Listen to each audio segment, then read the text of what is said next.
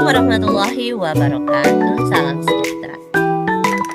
Terima kasih kepada rekan-rekan yang hadir di sini. Bismillahirrahmanirrahim. Alhamdulillahirabbil alamin. Rabbi shrah li sadri wa yassir li amri wahlul 'uqdatam min lisani yafqahu qawli yafqahu qawli yafqahu. Berjumpa kembali bersama saya, Miss Sarah. Kita lanjutkan dalam pertemuan modul 3.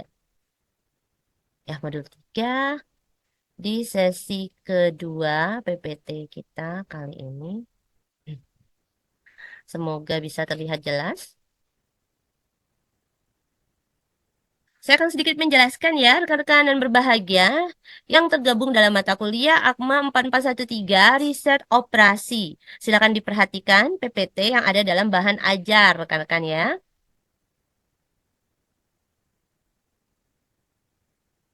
Oke.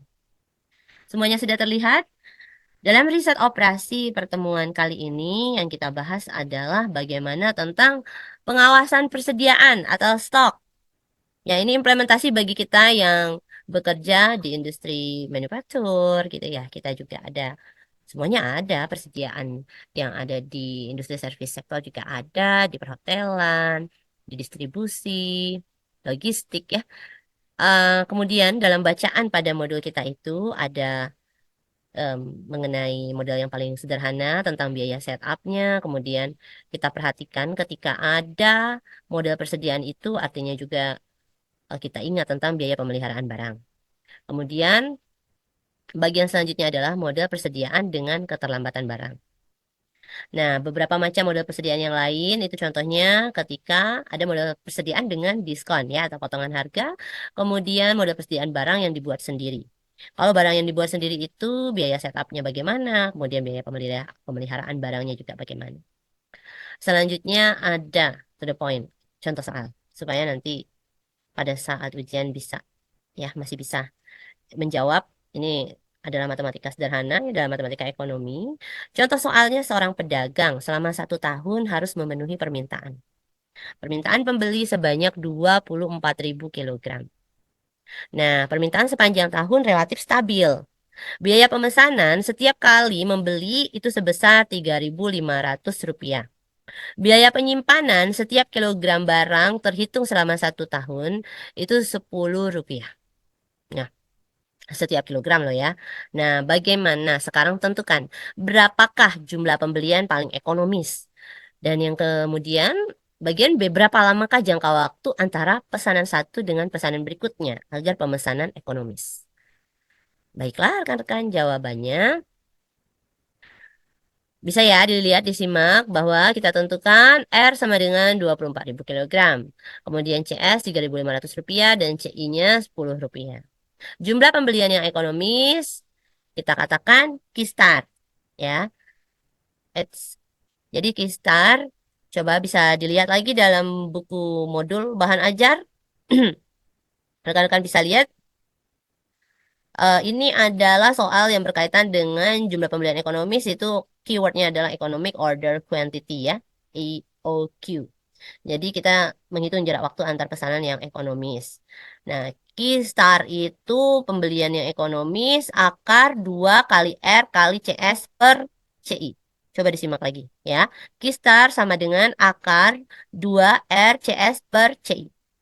Nah, artinya kita masukkan nilainya Q star sama dengan akar 2 dikali 24.000 kali 3.500 kemudian dibagi 10. Ya. Berapa rekan-rekan kalau udah dimasukkan angkanya? 2 kali 24.000 kali 3.500 dibagi 10. Jadi Q star sama dengan 168 juta per 10. Ya, 168 juta per 10. 168 juta per 10 itu berarti berapa tuh? Dalam PPT memang disingkat ya. Jadi sama dengan 4.098,78. Coba dihitung lagi. 4.098,78. Coba silakan rekan-rekan hitung lagi. Kemudian bagian B-nya ya, jangka waktu antar pesanan. Jangka waktu itu T ya, time T star. T star, rumusnya rekan-rekan bisa lihat, T star itu sama dengan Q star per R. ya. Namun di sini dilakukan perhitungan dengan menggunakan rumus yang lebih detail untuk jangka waktu antar pesanan. Jadi T star itu 2 akar 2 dikali 24.000 dikali 3.500 per 24.000 dikali 10. Bisa nggak diikuti? Jadi akar 2 kali 24.000 kali 3.500 dulu, terus per 24.000 kali 10.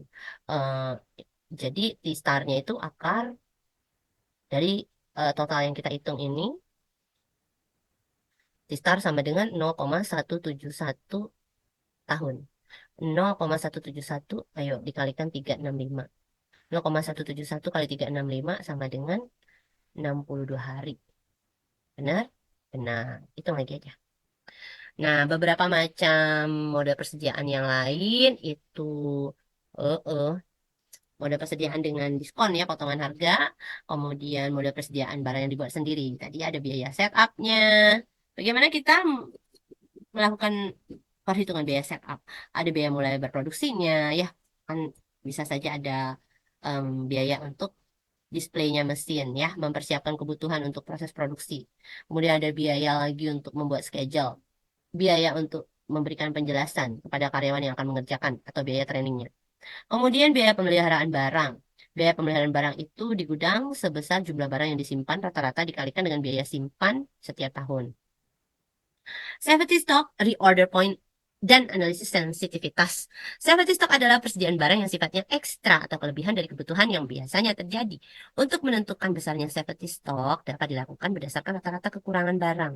Ada dua cara lain, reorder point dan biaya kekurangan diketahui. Dengan kurva normal, biaya kekurangan barang tidak diketahui. Baiklah rekan-rekan dan berbahagia, selain membaca buku bahan ajar kita, jangan lupa untuk mencari keywordnya itu stok persediaan. eh Silakan dicari artikel yang mendukung dengan tema ini dan kemudian bisa dianalisis untuk menemukan lebih banyak informasi mengenai tema kita kali ini. Ya, bisa cari nih keywordnya, safety stock, reorder point, and sensitivity analysis. Ya, tes formatif pada modul 3, silakan rekan-rekan kerjakan agar lebih memahami lagi. Kemudian jawabannya boleh rekan-rekan diskusikan dengan saya, kirimkan ke email atau di chat kolom e-learning kita. Dari saya, tetaplah terus semangat belajar. Jangan lupa pesan Kak Prodi, Dr. Sain Pintosio dan Bapak Tiro mengenai bagaimana untuk terus berjuang dalam pembelajaran jarak jauh ini. You'll never study alone. You'll never walk alone. Okay, everyone is awesome. Happy learning, happy working, and happy researching. Terima kasih banyak. Sehat selalu. Assalamualaikum warahmatullahi wabarakatuh.